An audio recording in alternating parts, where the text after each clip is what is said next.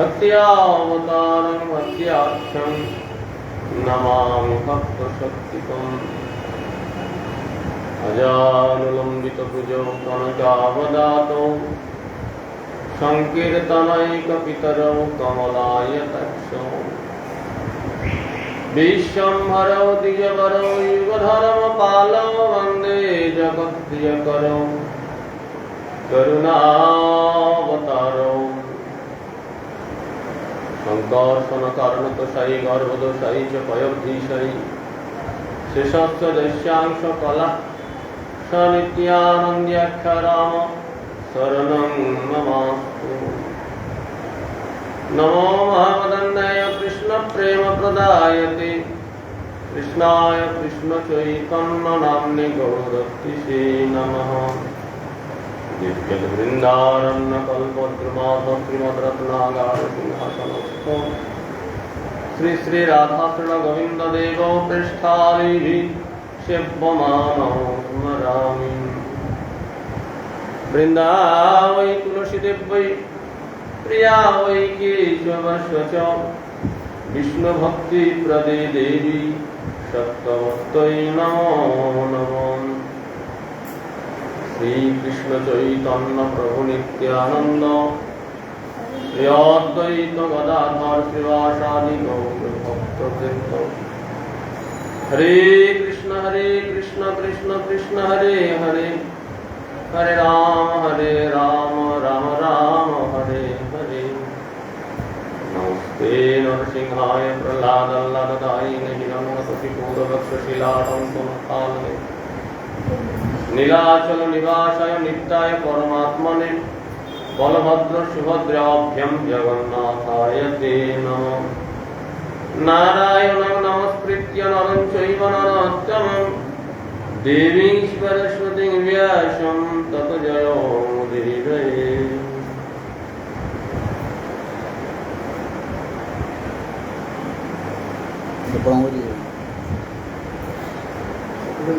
ছোট হবে বড়টা এটা তো ছোটটা হবে না রঙগুলো ছোট হয়ে যায় ছোট হয়ে যায় তাহলে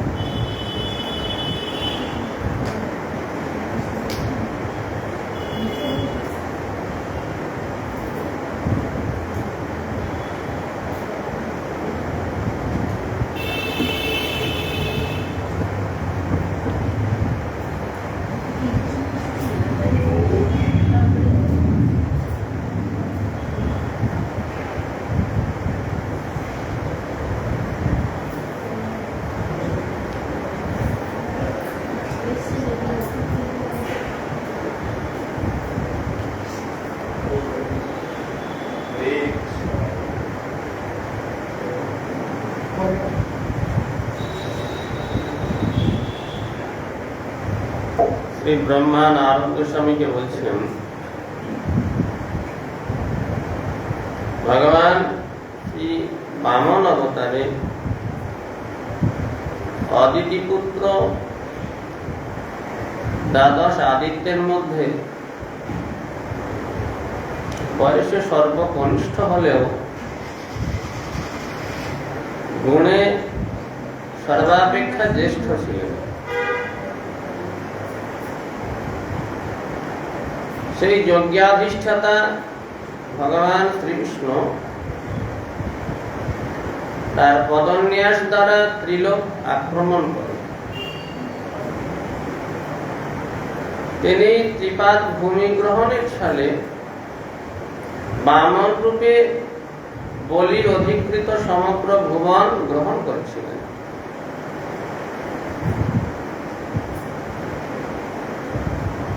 যদ্যপি ভগবানের ছলনা করার কোনো প্রয়োজন নাই, ত্রিপাদ ভূমি গ্রহণ ছল ভগবানের এক বিশেষ তাৎপর্যপূর্ণ লীলা।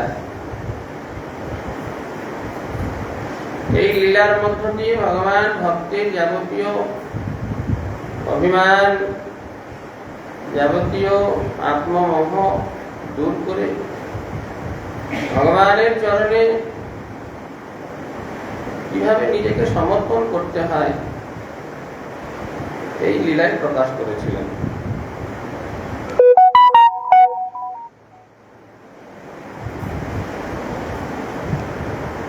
যারা নিগ্রহানুগ্রহ সমর্থ,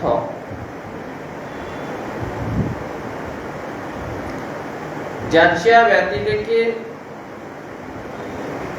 সৎ পথচারী ব্যক্তিকে ঐশ্বর্য ভ্রষ্ট করা তাদের কর্তব্য নয়। ভগবান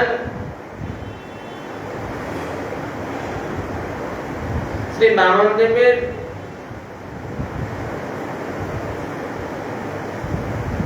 যাবতীয় ঐশ্বর্য হরণ করেছেন বটে, তার পিছনে একটা রহস্য রয়েছে। কেন? নাথ বলের ক্রমপাদ শৌচ মাপ শিখাধৃতবত বিবুধাধিপত্যম यो वै प्रतिश्रुतमृते न चिकीर्षदन्यादात्म्यानमङ्ग मनसा हरै अभिमेने। हे नारद, বলিকে নিজের শালকারী পদ দিবার ইচ্ছায় ভগবান তার সমস্ত ঐশ্বর্য হরণ করলেন। উদ্দেশ্য এই যে বলি মহারাজ, তার যে যোগ্যতা, সেই যোগ্যতা এইটুকু বস্তু পাওয়ার জন্য নয়,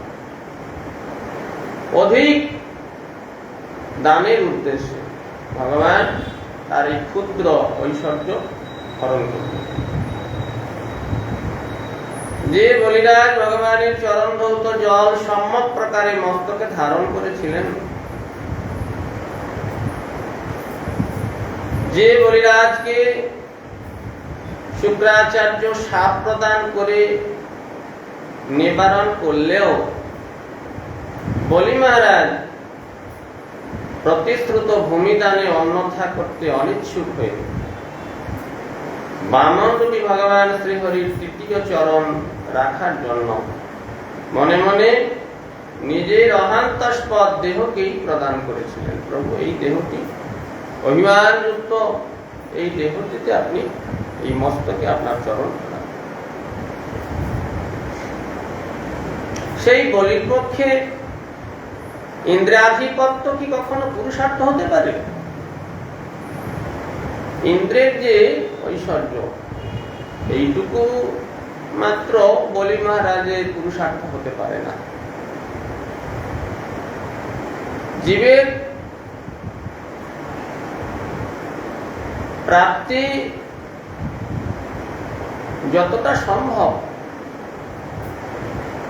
ভগবান চেষ্টা করে তাকে সেইটা দেওয়া, যার যেটুকু যোগ্যতা, সেই যোগ্যতা অনুযায়ী তার পক্ষে যতটা সম্ভব গ্রহণ করা। ভগবান তার কম দেন না।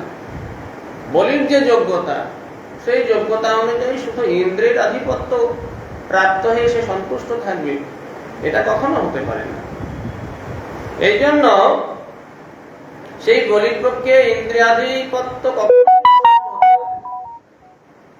এই জন্যই ভগবান বলির রাজ্য হরণ করেছিলেন। তুভ্যঞ্চ নারদ ভৃশং ভগবান বিবৃদ্ধ ভাবেন সাধু পরিতৃষ্ট উবাচ যোগম জ্ঞানং চ ভাগবত্যামাত্মশতত্যদীপম যদ্ব্যাসুদেব শরণ বিদুরঞ্জসৈব। হে নারদ, সেই ভগবান হংস অবতারী, সেই ভগবান শ্রীহরি হংসরূপে অবতীর্ণ হয়েছিলেন। অবতীর্ণ হয়ে তোমার ঐকান্তিক ভক্তিতে পরিতুষ্ট হয়ে তোমাকে পরিপূর্ণরূপে,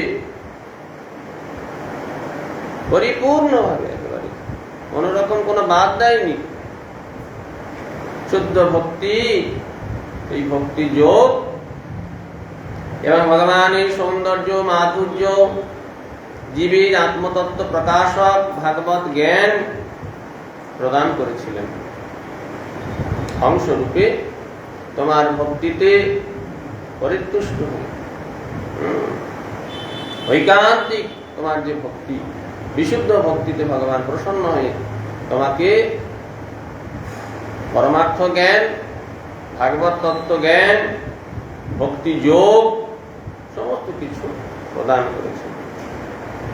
সেই নারদ গোস্বামী জগৎগুরু, 14 ভুবনের শিক্ষক তিনি, তার উপদেশে, তার পরামর্শে, তার আদেশ অনুযায়ী স্বয়ং ব্যাসদেব গোস্বামী শ্রীমদ্ ভাগবত প্রকাশ করলেন জগতের মঙ্গলার্থে।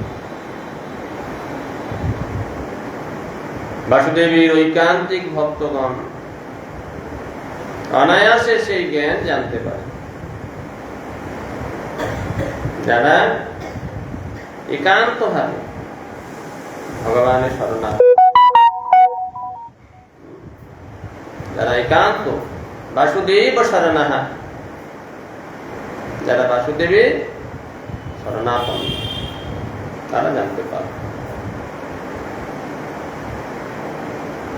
চক্রঞ্চ দীক্ষ্য বিহতম দশসুষতেজ মন্বন্তরেষু মনুবংশধর বিভর্তি দুষ্টেষু রাজসু দমং বাদধৎ সকীর্তিম সত্যে ত্রিপৃষ্ট উষতিম প্রথয়ং চরিত্রৈঃ।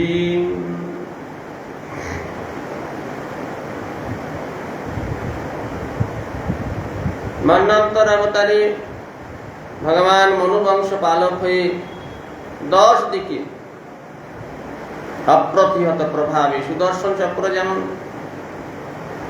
নিজ প্রভাব ধারণ করে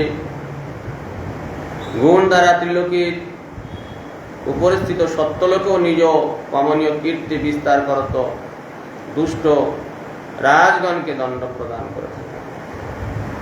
সুদর্শন চক্রের নেয়, সুদর্শন চক্র যেমন নিজের তেজে সমস্ত কিছুকে প্রকাশিত করে থাকে, ঠিক সেই প্রকার ভগবান মনুবংশ পালক হয়ে 10 দিকে অপ্রতিহত প্রভাব, সুদর্শন যেমন সেই রকম সুদর্শন চক্র স্বরূপ নিজের প্রভাব চতুর্দিকে প্রকাশ করেছেন, দুষ্ট রাজাগণকে দণ্ড প্রদান করেছেন। এইভাবে ভগবান প্রত্যেক মন্বন্তরে অবতীর্ণ হয়ে জগৎ পালন করেন।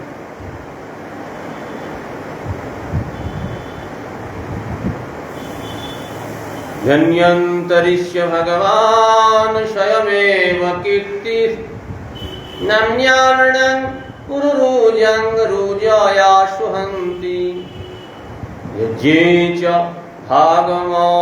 ভাগমৃতায়ু বরুন্ধে আয়ুষ্য বেদ মনুষাস্ত্যবতির্য লোকে। ভগবান ধন্বন্তরী রূপে পৃথিবীতে অবতীর্ণ হয়ে নিজ ধন্বন্তরী নাম প্রভাবে মহারোগী মনুষ্যগণের রোগও বিনাশ করে থাকে। ধন্বন্তরী চ নামনা, ধন্বন্তরী নাম ধারণ করে কর্তৃক যে যজ্ঞভাগ অবরুদ্ধ হয়েছিল তাও তিনি উদ্ধার করেন। তিনি পৃথিবীতে আয়ুর্বেদ যে চিকিৎসা শাস্ত্র, এই আয়ুর্বেদ চিকিৎসা শাস্ত্র তিনি প্রবর্তন করেন। ভগবান ধন্বন্তরী রূপে আয়ুর্বেদ যে চিকিৎসা, গাছের মূল পত্র ইত্যাদি ইত্যাদি সমস্ত কিছু দিয়ে যে রোগ নিরাময় সম্ভব, এটা ভগবান ধন্বন্তরী রূপ ধারণ করে এগুলো শিক্ষা দিয়েছেন।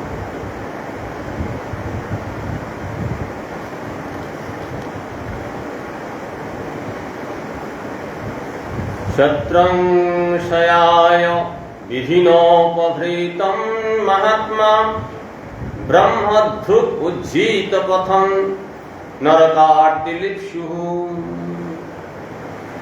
উদ্যন্ত শ্যাববনীকণ্টকমুগ্রবীর্য স্ত্রী সপ্তকৃত্য উরুধায় পরশ্যধেনাম।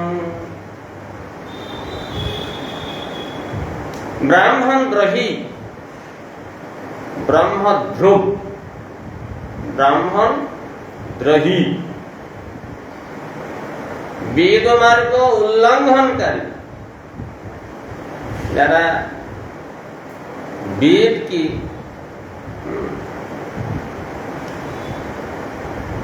অস্বীকার করে, শাস্ত্র সিদ্ধান্তকে অস্বীকার করে নিজের মন গড়া পথে পরিচালিত হয়, এই রকম বেদমার্গ উল্লঙ্ঘনকারী,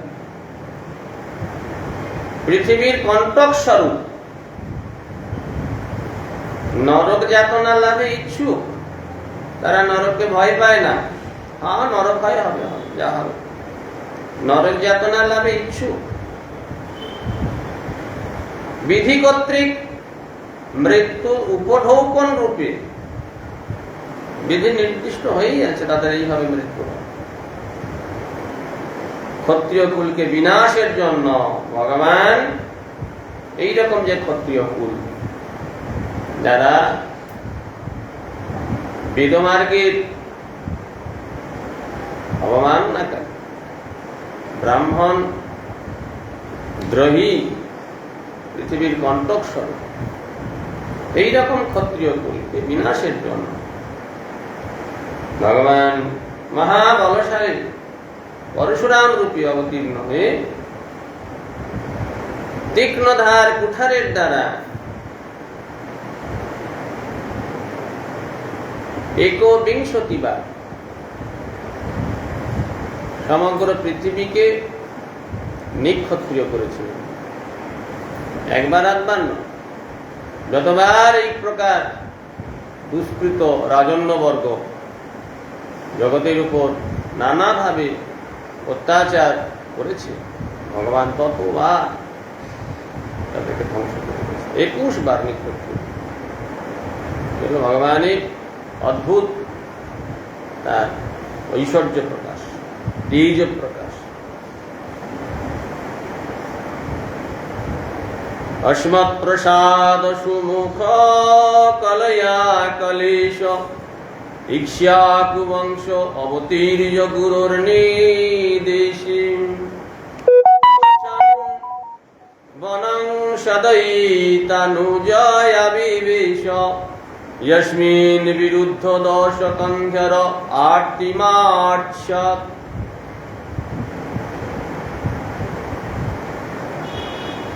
मायार अधीश्वर पूर्ण भगवान ब्रह्मा থেকে একেবারে স্তম্ভ পর্যন্ত সকল জীবের প্রতি কৃপা প্রকাশের জন্য লক্ষণাদি অংশের সঙ্গে ইক্ষ্বাকু বংশে রামচন্দ্র রূপে অবতীর্ণ হলেন। সকল জীবকে করুণা করবেন।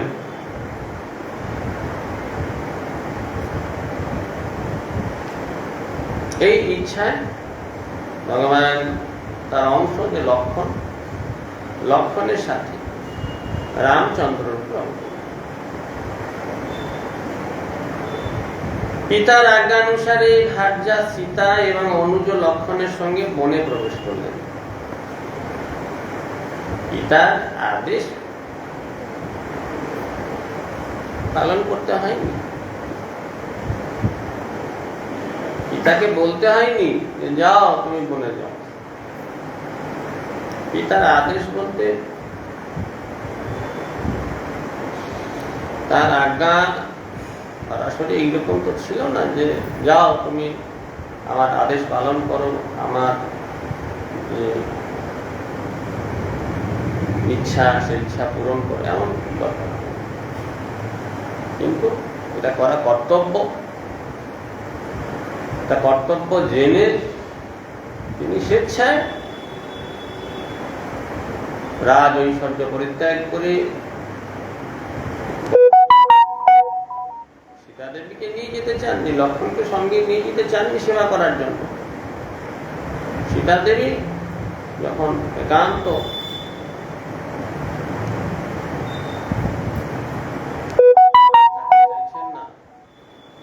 ঐকান্তিক সেই অনুনয় বিনয়, লক্ষ্মণেরও তাই, এসব দিকে তাদের নিয়ে যেতে বাধ্য হয়েছে। লক্ষ্মণকে সীতাদেবীকে তার সেবার জন্য বনে নিয়ে যাচ্ছেন। সেই রামচন্দ্র দশমন্ড যে রাবণ, রাবণের সাথে বিরোধ হয়,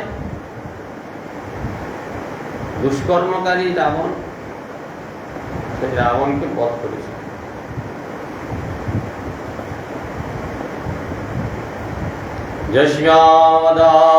যস্যাদাদুদধীরু ভয়াঙ্গবেপ মার্গং সপদ্যারে পুরম হরবদ্ধিধক্ষ্যং দূরেষু হৃন্মথিতো রোষো শোষণ দৃष्ट्या তাত্যপ্যমানো মকরোরগণক্রচক্রঃ।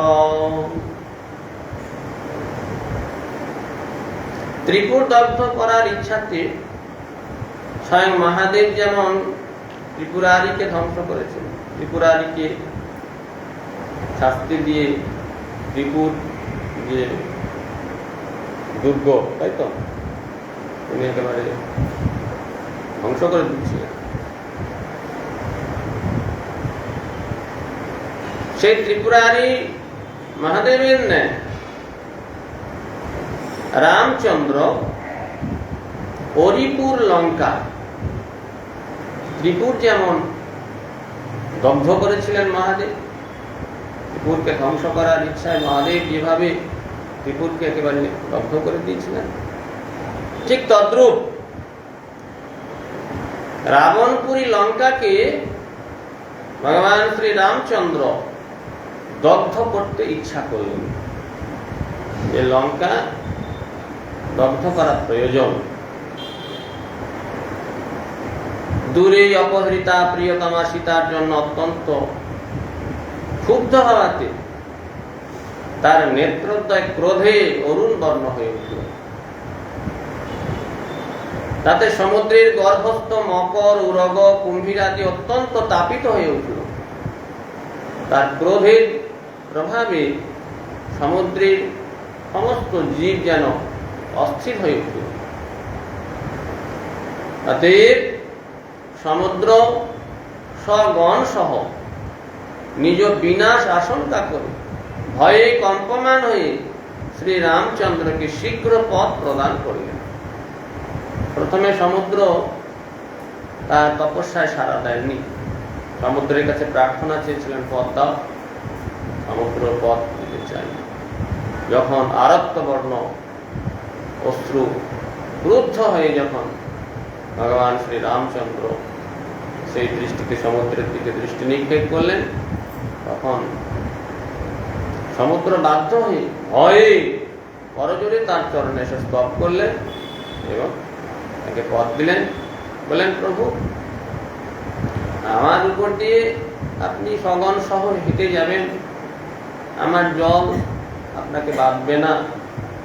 স্বাভাবিক মাটির উপরে যেমন হেঁটে যান, জলের উপরে সেভাবেই হেঁটে যাবেন, এটা অসম্ভব নয়। কিন্তু প্রভু, আমি চাইছি আপনি একটা কীর্তি প্রকাশ করুন। এই জন্য প্রভু সমুদ্রের উপরে তার গণ সঙ্গে নিয়ে একটি ভাসমান সেতু নির্মাণ করলেন, যার উপরে সমস্ত কিছু ভেসে রইল। তার উপর দিয়ে গণ সহ ভগবান শ্রীরামচন্দ্র লঙ্কায় প্রবেশ করলেন, সেখানে গিয়ে রাবণকে বধ করলেন।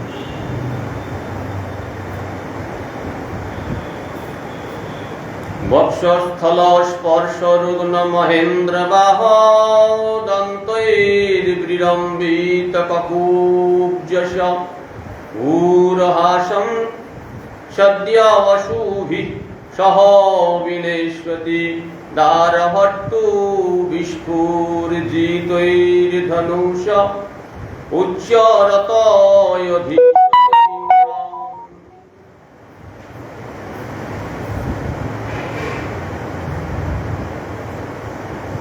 দন্তৈ বিলম্বিত ককুব্জশ, কি করে না, বক্ষস্থল স্পর্শ রুগ্ন মহেন্দ্র বাহ। মহেন্দ্র বাহ যে ঐরাবত, ইন্দ্রের বাহন ঐরাবত, ইন্দ্রের সঙ্গে রাবণের যুদ্ধ হয়েছে। তা রাবণকে সামনে পেয়েছে। ইন্দ্রের যে ঐরাবত, তার 4টে বড় বড় দাঁত আছে, অত্যন্ত ধবধবে সাদা, যেন জ্যোতি প্রকাশ হয় এইরকম অপূর্ব ঝকঝকে সাদা 4টি দাঁত। সেই ইন্দ্রবাহন রাবণকে সামনে পেয়ে এবার দাঁতগুলো তার বুকে গেঁথে দেবে, এই ইচ্ছায় দাঁতগুলো যখন তার ইন্দ্রের শরীরে বুকের উপরে গেঁথে দিয়েছে, কি হলো, সঙ্গে দাঁতা আগেই দাঁতগুলো টুকরো টুকরো হয়ে চারিদিকে ছড়ে। যুদ্ধে রাবণের বক্ষস্থল স্পর্শে ইন্দ্রবাহন ঐরাবত হস্তির দন্তরাজি ভঙ্গ হয়ে গেল, ভেঙে চারিদিকে ছড়িয়ে। তাহলে রাবণের বুকটা কি করবে? লোহার চেয়েও শক্ত, 1000 বার গদা মারলেও তাকে এতটুকু কিছু হবে। ওই সকল দন্ত নানা দিকে পতিত হয়, ওই দন্তের ধবলিমায় তার সাদা ধবধবে যে ভাব, দিক সকল একেবারে আলোকিত হয়ে গেল, মণিময় দন্ত চারিদিকে ছড়িয়ে পড়েছে, জ্যোতি প্রকাশ হচ্ছে। তাতে রাবণ নিজেকে দিগ্বিজয়ী এবং আমার সমান আর কেউ নাই এই মনে করে গর্বসূচক হাস্য করতে লাগলো। স্বাভাবিক, এইরকম যদি কারো যোগ্যতা থাকে সে কি আর কাউকে মানে? ইন্দ্রের ঐরাবত, তার দাঁত ভেঙে চতুর্দিকে ছড়িয়ে পড়েছে, চতুর্দিকে সে ভাঙা দাঁতের জ্যোতি প্রকাশ হচ্ছে, গর্বের সঙ্গে চারিদিকে নিজেকে প্রকাশ করছে, আমি কত বড় বীর। সপক্ষ বিপক্ষ উভয় সেনার মধ্যে এই গর্বের সঙ্গে রাবণ বিচরণ করতে লাগলো। কিন্তু ভগবান শ্রী রামচন্দ্র ওই রকম দ্বারাপহারী, দ্বার অপহরণ করে রাবণের ওই হাসিকে ধনুকের টঙ্কা মাত্র প্রাণের সঙ্গে বিনাশ করেছিলেন। এ হলো ভগবানের জগৎ জীবের প্রতি দর্প, অহংকার, দম্ভ বিনাশের লীলা। রাবণের মতো দর্প আর কার ছিল? ভয়ঙ্কর দাম্ভিক। যোগ্যতা হলে দাম্ভিকতা বেড়ে যায়, এটাই হলো তার পতনের কারণ। অতি দর্পে অত লঙ্কা। দর্পের কারণে লঙ্কা ধ্বংস হলো, লঙ্কাকে পুড়িয়ে ছাই করে দিলেন। তার দাম্ভিকতায় ভগবান ধনুকের টঙ্কার সঙ্গে তার দম্ভ নাশ করলেন, প্রাণ সহ বিনাশ করলেন।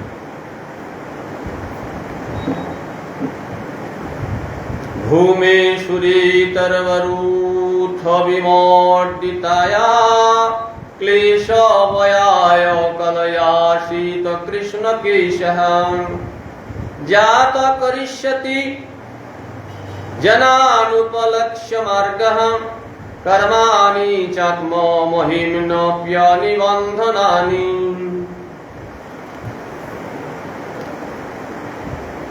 অসুরের ন্যায় নৃপতিগণের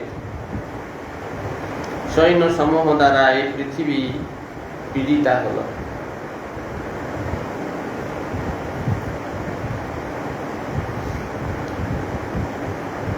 যখন প্রচুর যোগ্যতা এসে যায় তখন সেই যোগ্যতা আর কন্ট্রোলে থাকে না। স্বাভাবিকভাবে জন্ম ঐশ্বর্য শ্রুত শ্রীভি ঋধ মান মদক্ষমান, একটু উচ্চকুলে জন্ম হলে, কিছু ঐশ্বর্য থাকলে, একটু পাণ্ডিত্য থাকলে, একটু দেখতে শুনতে ভালো হলে গর্বে আর পা পড়ে না। রাজন্যবর্গ মহা মহা যোগ্যতা তাদের, সেই যোগ্যতা যখন আনকন্ট্রোল হয়ে যায়, যখন তাদের গ্রিপের বাইরে চলে যায়, আসরিক বুদ্ধি তাদেরকে বিনাশ করে। এইরকম অসুর স্বভাব, আসরিক বুদ্ধি সম্পন্ন এইরকম রাজন্যগণের সৈন্য সমূহ দ্বারা জগৎ যখন পীড়িত হয়, পৃথিবী এই প্রকার পীড়িত হলে তার ভার অপনোদনের জন্য মহা মহা পাহাড় পর্বত এগুলো পৃথিবীর ভার নয়। এই ভয়ঙ্কর অন্যায় কার্য এইগুলি পৃথিবীর ভার। দাম্ভিকতায় মানুষ কাউকে পরোয়া করে না। অত্যন্ত দাম্ভিকতায় মানুষ নামতে নামতে নামতে নামতে পশুর স্তরকে অতিক্রম করে যায়, আরো নামতে নামতে নামতে নামতে একেবারে সেই ভয়ঙ্কর রাক্ষসীর জায়গায় পৌঁছে, আসরিক রাক্ষসী স্বভাব প্রাপ্ত হয়ে যায়। তখন তাদের অত্যাচার পৃথিবী সহ্য করতে পারেন না। তাদের সেই যে ভার, ভূভার, সেই ভূভার হরণের জন্য আমাদের দুর্গেয় তত্ত্ব, শিল্প নৈপুণ্য অবধ্য কৃষ্ণ কেশ মাধুর্য ঐশ্বর্যময় ভগবান শ্রীকৃষ্ণ জগতে আবির্ভূত হইলে সমাধুর্য লীলাদি ব্যঞ্জক অলৌকিক কর্ম প্রকাশ করে থাকবেন। ব্রহ্মা যখন নারদ গোস্বামীকে কথাগুলি বলছিলেন তখন কৃষ্ণ অবতার হয়নি, কৃষ্ণ রূপে ভগবান অবতীর্ণ হননি, রাম অবতার হয়েছে, কিন্তু কৃষ্ণ অবতার তখন প্রকাশ হবে। এই জন্য কৃষ্ণ অবতীর্ণ হবেন ভূভার হরণের জন্য। সেই কৃষ্ণ কি প্রকার না, আমাদেরও দুর্জ্ঞেয় তত্ত্ব, আমরা কেউ সেই তত্ত্ব, কৃষ্ণ তত্ত্ব আমরা জানি না। সেই আমাদের দুর্জ্ঞেয় তত্ত্ব শিল্প নৈপুণ্যবদ্ধ, একেবারে অদ্ভুত শিল্প নৈপুণ্যে কৃষ্ণকে ঈশ্বর মাধুর্য ঐশ্বর্য বিস্তৃত, সেখানে মাধুর্য প্রকাশ হবে, ঐশ্বর্য প্রকাশ হবে। ভগবান শ্রীকৃষ্ণ জগতে আবির্ভূত হয়ে সমাধুর্য লীলাদি ব্যঞ্জক অলৌকিক কর্ম প্রকাশ করবেন। তার অতি নিগুড় যে রাগানুগ ভক্তিপথ সাধারণ জনগণে অপরিজ্ঞাত। রাগানুগে দ্বারা শ্রী ভগবানের যে আরাধনা, এটা সাধারণ জানতে পারবে না। প্রীতিতে ভগবানের প্রতি আকৃষ্ট হয়ে ভগবানের পাদ পদ্মে নিজেকে সমর্পণ পূর্বক, এটা সাধারণের অজ্ঞাত। সর্বগুহ্যতম, যত গোপন আছে তার চেয়েও গোপন। তারও এই যে সর্বগুহ্যতম যেটা, সেটা হলো কি মন্মনা বাবু, মদ ভক্ত, মদ জাজি, মাং নমস্কার ইত্যাদি। এরও গোপনীয়, এরও গভীরে যে অবস্থান করছে সেটা হচ্ছে রাগানুগা ভক্তি। এই যে সর্বধর্মান পরিত্যাজ্য মামেকং শরণং ব্রজ, যা ভগবান সর্বগুহ্য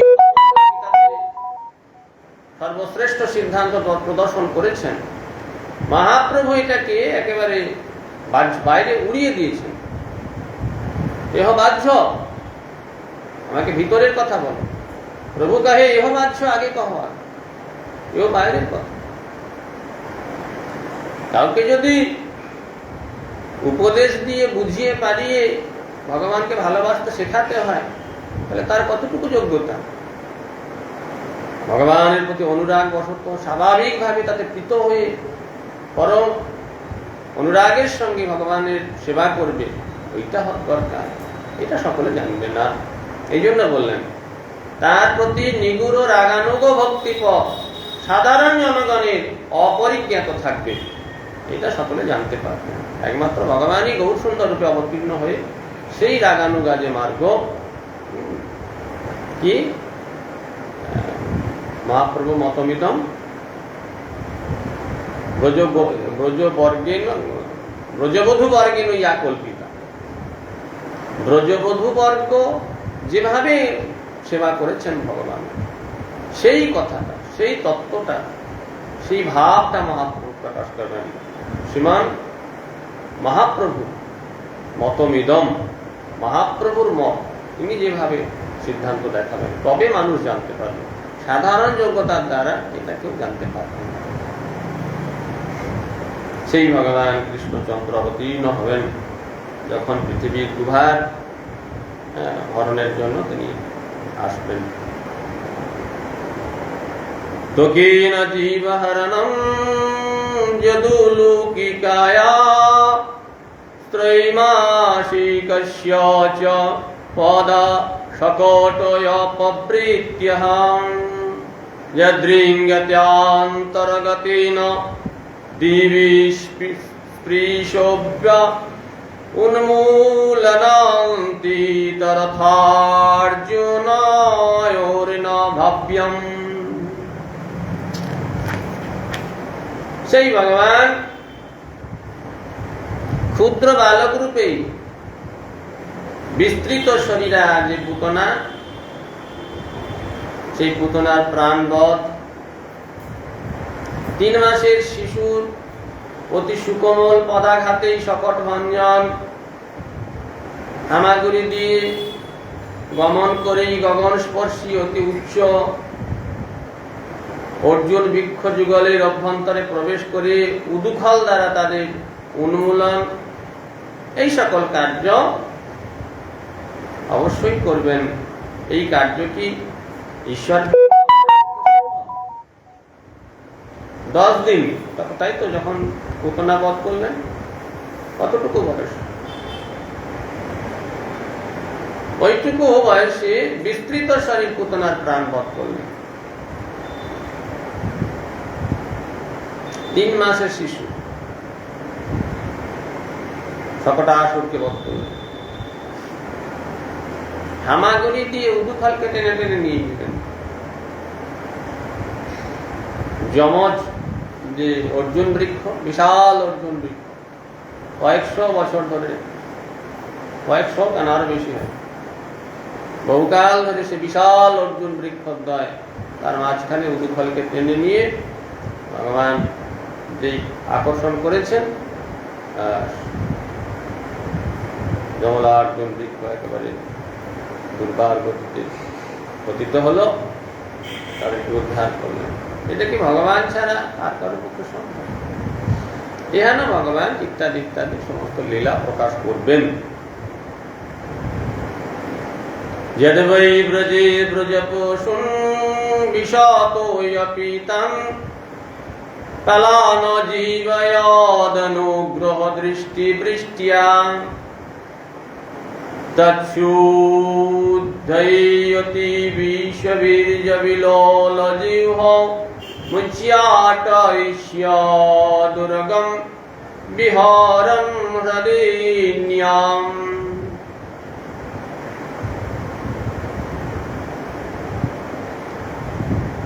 ব্রজে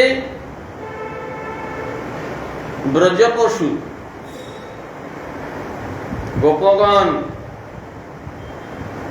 যমুনার বিষাক্ত জল পান করে কৃপামৃত বৃষ্টি বর্ষণের দ্বারা তারা পুনরায় জীবিত হয়ে বিষাক্ত জল পান করে সকলে মৃত্যু মুখে পতিত হয়েছে। ব্রজবাসীগণ, ব্রজের পশুগণ সকলে বিষাক্ত জল পান করলে একেবারে মূর্ছিত হয়ে গেছে। ভগবান কৃপামৃত বৃষ্টি বর্ষণের দ্বারা তাদের সকলকে জীবিত করলেন। ওই হ্রদের জল নির্বিষ করার জন্য যে ভগবান তাতে বিহার করতে করতে সেখানকার যে বিষবীর্য ভয়ঙ্কর যে কালীয় নাগকে আকর্ষণ করলেন, আহ্বান করলেন।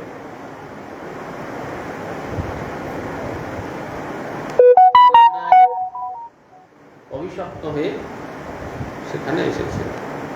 কেন?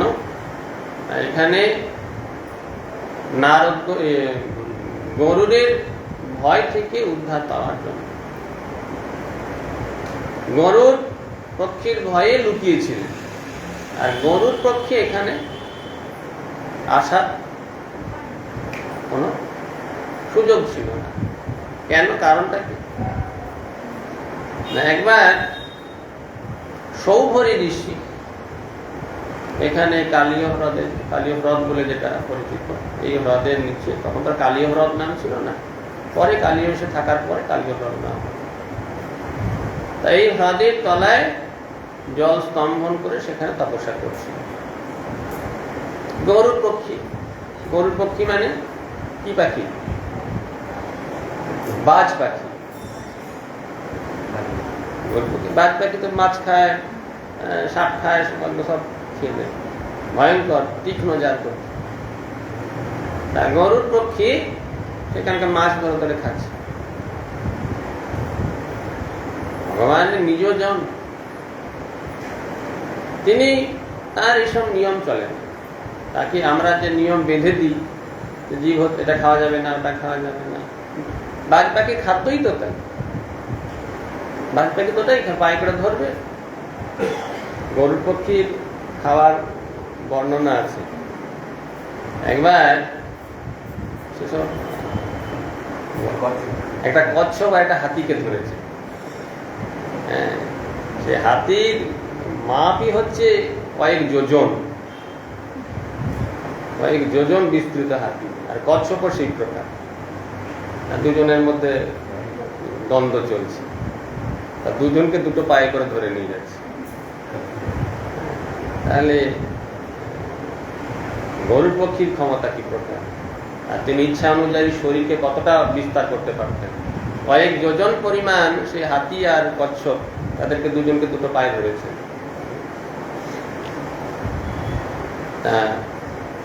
এইরকম গরুর পক্ষী, যার জন্য এইরকম কোনো নিয়ম নেই। তেজস্বী নয় ন দোষায়, তেজস্বী ব্যক্তির এইসব বিচার চলে না। যিনি সমর্থ ব্যক্তি, আমাদের যোগ্যতা নাই, আমাদের জন্য বিধি নিয়ম বহু কিছু, যাদের যোগ্যতা আছে তাদের জন্য কোনো বিধি নিয়ম নাই। যাই হোক, গরুর পক্ষী তিনি বাজ পাখি, তিনি তো তার আহার, যেটা তার আহারের জন্য সেখান থেকে মাছ ধরে ধরে খায়। এবারে মাছেদের মধ্যে একটা অস্থিরতা সৃষ্টি হচ্ছে। পশু পক্ষীদের মধ্যেও দেখবেন, একটা হাঁসের ছানাকে আপনি নেবেন, যে হাঁস আপনার পিছু ছাড়বেন, তার পিছু ঘুরে ঘুরে বেড়াবে তাকে রক্ষা করার জন্য। একটা পাখি দুটো ডিম পেরেছে, ডিম পেরে সেখানে দাঁড়িয়ে আছে বক, একটা বক দাঁড়িয়ে আছে। আর সেই সময় মাঠে ট্রাক্টর দিচ্ছে, দেখবেন দেখা যায় এগুলো যারা মাঠে চাষ দেয়, ট্রাক্টরটা সেই দিকে যাচ্ছে, ট্রাক্টরের সামনে বকটা এইরকম করে পাখা মেলে দাঁড়িয়ে আছে, যেতে দেবে না ওই দিকে, দুটো ডিম আছে যেতে দেবে না। এইরকম অপত্য স্নেহ সকল জীবের মধ্যে আছে। এবারে তার মাছগুলোকে ধরে ধরে খাচ্ছে, যার জন্য একটা কোলাহল সৃষ্টি হচ্ছে, একটা কান্নাকাটি চিৎকার চেঁচামেচি সব শুরু হয়ে গেছে। সেইটা দেখে সৌগরী ঋষি রাগ হয়েছে, এই আমি এখানে আছি, এদের মধ্যে এই সমস্ত অশান্তি বিশৃঙ্খলা কে সৃষ্টি করছে? গরুরকে অভিশাপ দিলে তুমি কখনো এখানে আসতে পারবে না। দেখো, সাধারণ চোখ দিয়ে কখনো শ্রেষ্ঠ ব্যক্তি বিচার করতে নাই। সাধারণ চোখ দিয়ে আমি সাধারণ ব্যক্তি বিচার করতে পারি, কিন্তু শ্রেষ্ঠ ব্যক্তি বিচার করতে গেলে ভুল হবে। এই জন্য এইরকম অপরাধের বোঝা যেন ওই শিক্ষা দিচ্ছে। সৌগরী ঋষি তিনি এইরকম গরুর পক্ষীর বিচার করতে গেলেন, তাকে অভিশাপ দিলেন। গরুর পক্ষী সেটাকে মেনে নিল, ঠিক আছে আমি আর এখানে আসবো না। কি হলো? সৌগরী ঋষি পতন হয়ে গেল। তিনি তপস্যা ছেড়ে দিয়ে মাছেদের সংসার দেখে, বেশ তো ছেলে পুলে নিয়ে এরা বেশ ভালো আছে, সেই রকম আমার যদি দু চারটে সন্তানাদি থাকতো, তাদেরকে নিয়ে বেশ আনন্দে থাকতাম। হ্যাঁ, এই একা একা বসে আছি এখানে, সংসার করলে তো ভালোই হতো। ব্যাস, এখান থেকে চলে গেলেন।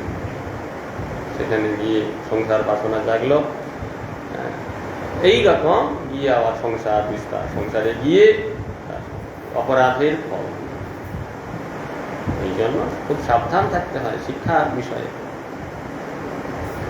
তখন যখন কালীয় নাগ জানতে পারলো যে গরুর এখানে আসবে না, তার অভিশাপ আছে, তখন গরুর ইচ্ছা করলে তার অভিশাপকে উড়িয়ে দিতে পারতেন। নারদ গোস্বামী যেমন দক্ষ রাজার অভিশাপকে উড়িয়ে দিতে পারতেন পুৎকারে, স্পর্শ করেন, কিন্তু ভগবত ইচ্ছা জেনে তিনি সেটাকে স্বীকার করেন। নারদ গোস্বামীকে অভিশাপ দিয়ে কি হলো? দক্ষ প্রজাপতি মুন্ডচ্ছেদ হয়ে গেল, শেষকালে ছাগ মুন্ড হলো। এই জন্য সাবধানে কার্য করা উচিত। এখন কালীও জানতে পারলো এখানে আসে না, সেখানে এসে অবস্থান করলেন, স্ত্রী পুত্র কন্যা সকলকে। তার ভয়ঙ্কর বিষে চারিদিকে একেবারে অস্থির হয়ে গেল। ভগবান তাকে উদ্ধার করে। কালীয় নাগের আবার একটা ঘটনা আছে। কালীয় নাগ অভিশপ্ত হয়ে কালীয় নাগ হয়েছিলেন। রাজার গোটা শরীর একেবারে ভয়ঙ্কর গলিত ব্যাধিতে, কুষ্ঠ ব্যাধিতে গলে গিয়েছিল, কিচ্ছু ছিল না, গোটা শরীর একেবারে হাড় দিচ্ছিল না। পেটের সমস্যা, পেটের রোগে বহুকাল তিনি অস্থির হয়ে পড়ছিলেন, কোনো চিকিৎসার দ্বারা তাকে ঠিক করা যাচ্ছিল না। তখন একজন বললেন যে অমুক পর্বতের গুহায় একজন,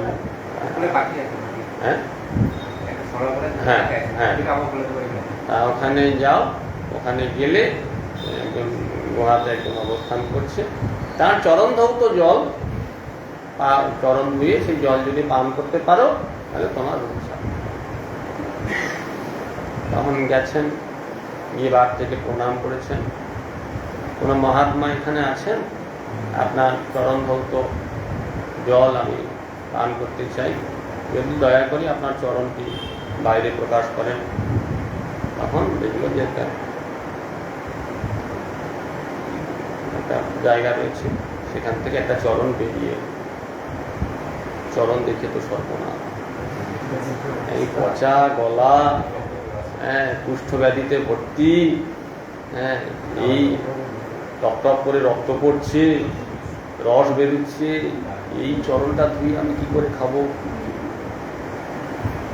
বলছেন, হে মহাত্মা, আপনার কি আরেকটি চরণ তো আছে, যদি ওই চরণটি প্রকাশ করেন তো ভালো হয়।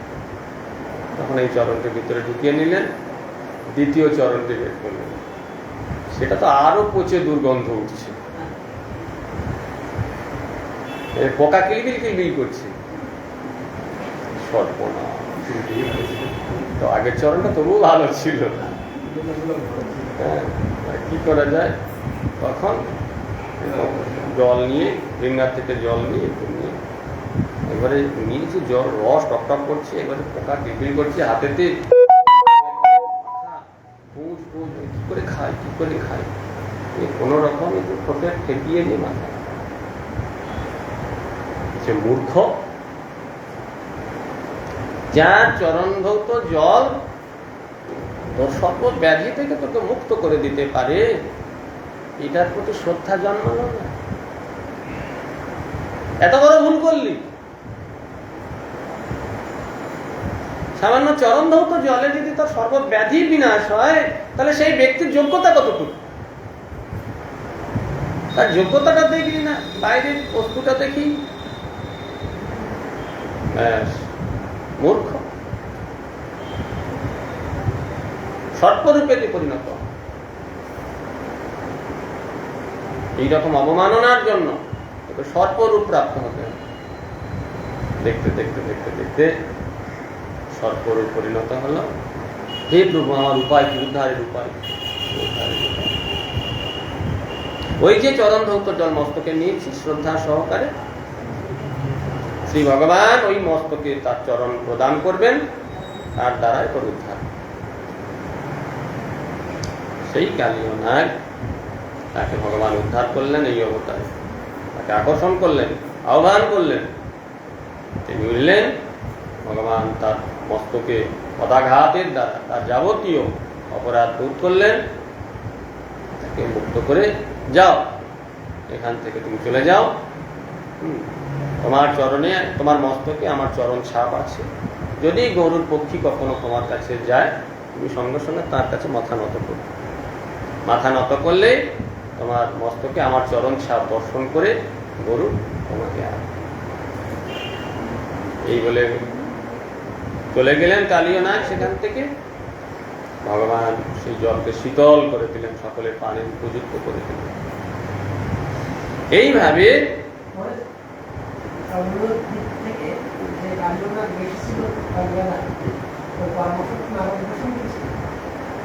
হ্যাঁ, রমণক দিক থেকে তিনি কালীয় নাগ চলে এসছেন। তাহলে ভগবান উদ্ধার হবে কি করে? ভগবান কি বলে, আমাদের কালীয় উদ্ধার হবে। রমণক চলে গেলেন, এখান থেকে রমণক দিকে পাঠিয়ে দিলেন যে যাও, তুমি রমণক দ্বীপে গিয়ে অবস্থান করো, এখান ত্যাগ করো। এখান থেকে রমণক দ্বীপে সেখানে হ্যাঁ এসেছিলেন, আবার সেখানে ফিরে চলে গেলেন। সেই যে একটা ভয় ছিল, যেটা সেই ভয়টা কেটে গেল। এখন মাথায় ভগবানের চরণ আছে। তখন ওখান তার যে জায়গা ছিল, যেখানে যেখানে গরুর পক্ষীর ভয় ছিল, আর ভয় রইল না, পুনরায় আবার সেখানে।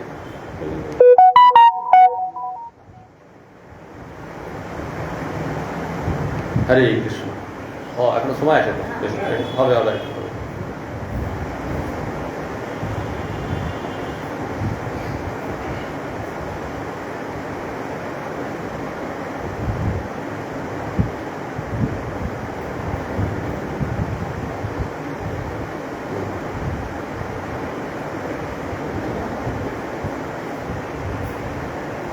তৎকর্ম দিব্যমেব জন্নিশীনিশয়ানম দেবাগ্নিনা শুচিবনে পরিদহ্যমানে উন্নৈষ্যতি ব্রজমতোয়বশীত্যন্তকালম নেত্রে পিধাপ্য সবলোহনাধিগম্য বীর্যম।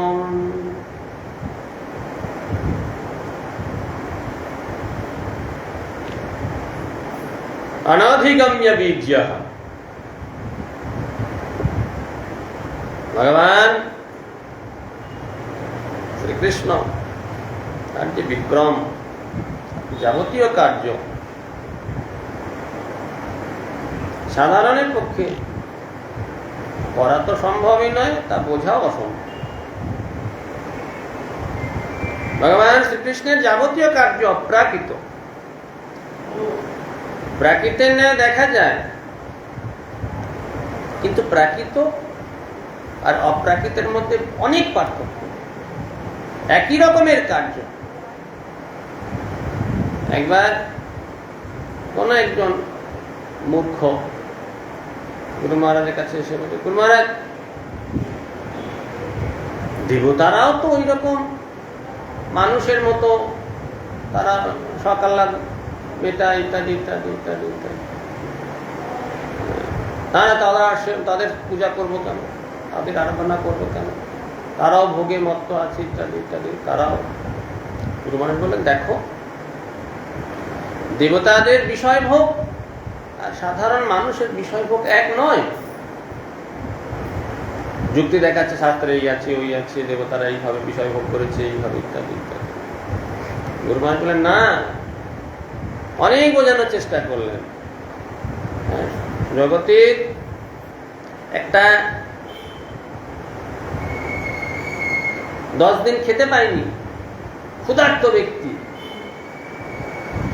তাকে খাবার, ভালো ভালো খাবার দিলে সে কেমন খাবে? তাকে রাজভোগ দেওয়া হয়।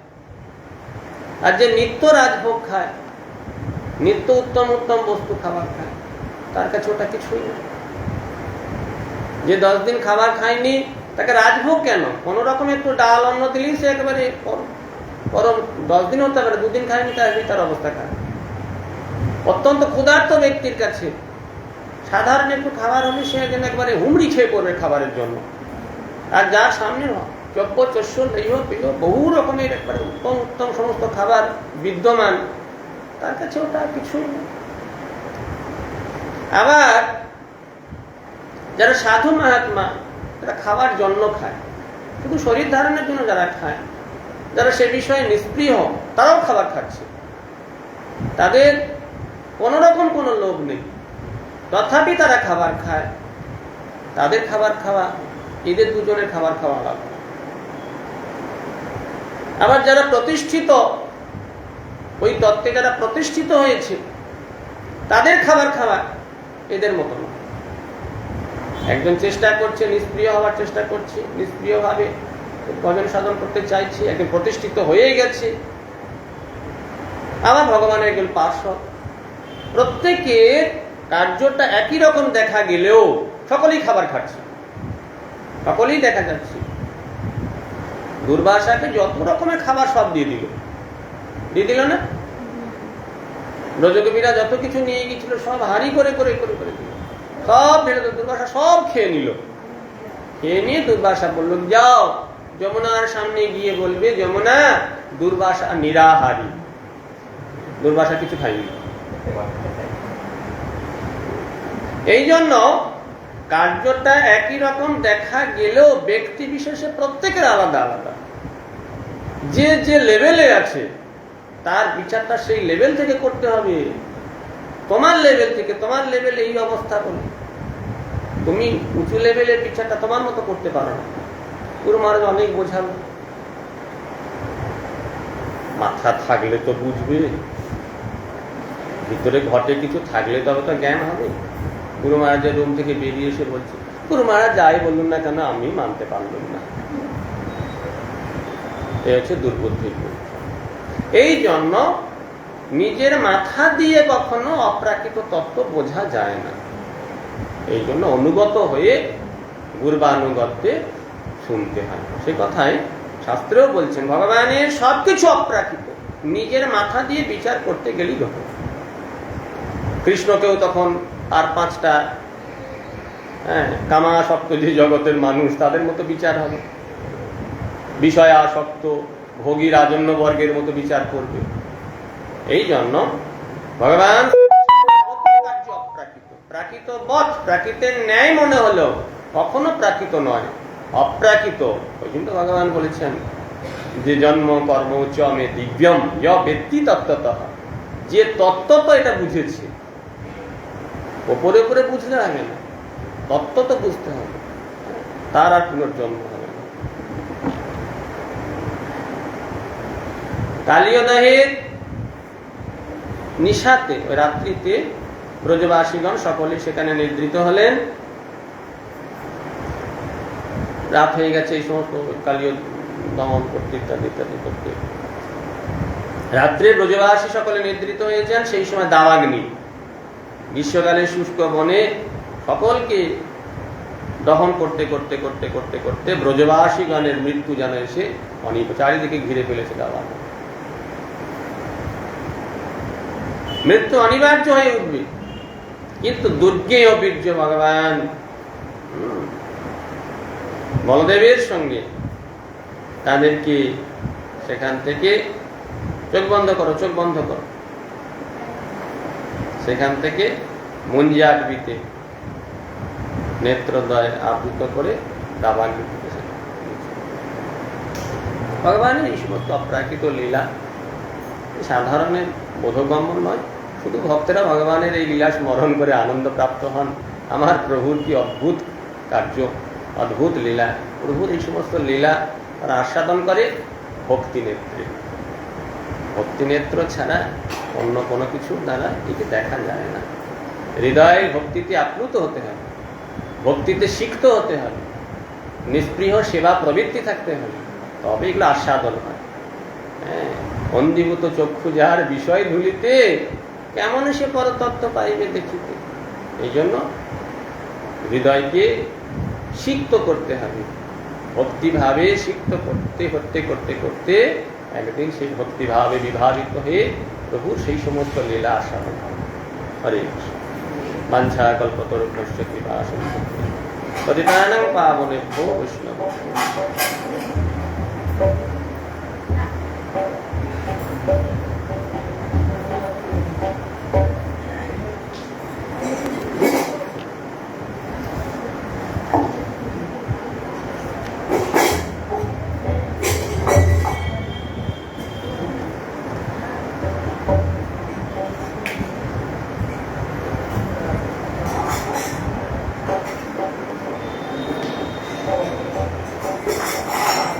ব্রজেন্দ্র নন্দন ভজে যে জন, সফল জীবন। ব্রজেন্দ্র নন্দন ভজে যে জন, সফল জীবন। আর তাহার উপমা বিধি নাহি সীমা, তার বিধি নাহি সীমা, ত্রিভুবনে নাহি আর সফল জীবন তার।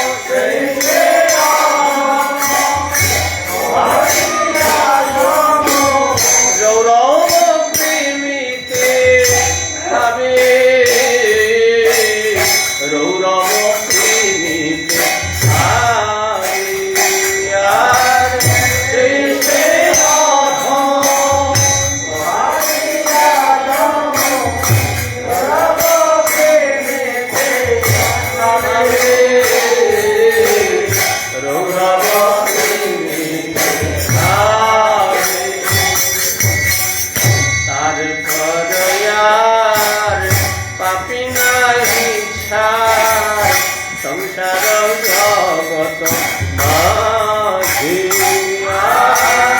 তারে পায়া পাপি নাহিয়া সংসার জগত আর কোন কালে তার গতি নাহিয়া কোন কালে তার গতি নাহিয়া বৃথায় ভ্রমিছে কাজে সংসার জগত মাঝি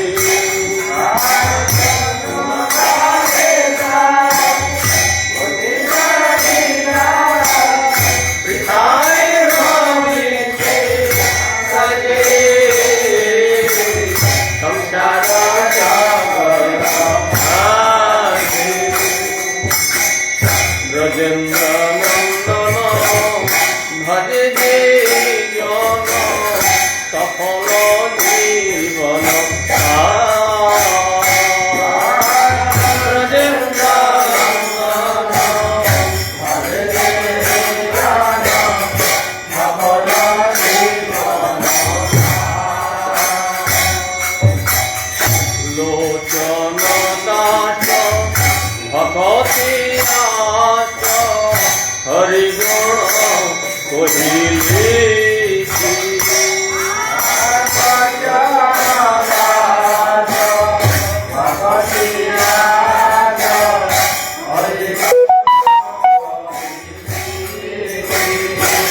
আর হেন রস সার মতি নাহি জ্ঞান হেন রস সার মতি নাহি জ্ঞান হেন রস